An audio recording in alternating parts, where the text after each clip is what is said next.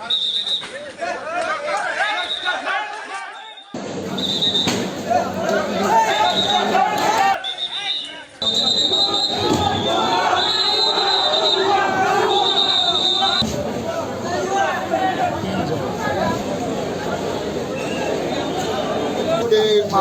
Honourable high court থেকে 26 জন আইনজীবী আজকে ওনারা 8 সপ্তাহ বেল নিয়ে আসছিলেন।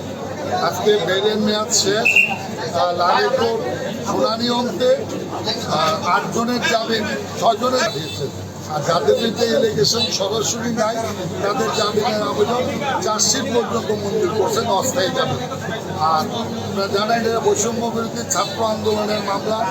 তারা ওই সময় কুমিল্লাতে পুলিশ লাইনের যে ঘটনা, ন্যাক্কারজনক ঘটনা, যে ঘটনা তারা অর্থ প্রদান সহ ফ্যাসিস্ট সরকারের এই কুমিল্লার যে রাজত্ব করেছে অবৈধভাবে অস্ত্র এবং অস্ত্রের চার্জ করে নিরীহ ছাত্র জনতার উপরে তারা আইনের মতো ঝাঁপিয়ে পড়েছে এবং প্রচুর ভিকটিম এখনো হাসপাতালে চিকিৎসাধীন আছে। আমরা কোর্টের কাছে এগুলি তুলে ধরেছি। কোর্ট আমাদের বক্তব্য সন্তুষ্ট হয়ে তাদের 6 জনের জামিন আবেদন নামঞ্জুর করে জেলা তদন্তের ধন্যবাদ।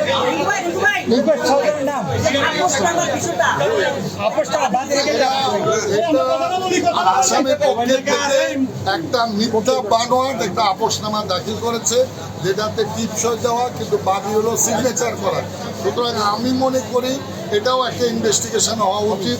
আসামির পক্ষের থেকে একটা কোর্টকে অন্য পথে ডাইভার্ট করার জন্য একটা মিথ্যা হলফনামা দিচ্ছে, যা বাদী কোর্টে থেকে সশরীরে উপস্থিত থেকে সেটা অস্বীকার করেছে। আমরাও দেখেছি পরবর্তীতে তারা কোর্টে অ্যাপোলজি চেয়ে এটা আবার ফেরত দিয়েছে। এটাও একটা ক্রাইম। তাদের পূর্ব চরিত্র যে তারা পরিবর্তন হয় নাই, আজকে এটা দিয়ে তারা আরো প্রমাণ করে। ধন্যবাদ।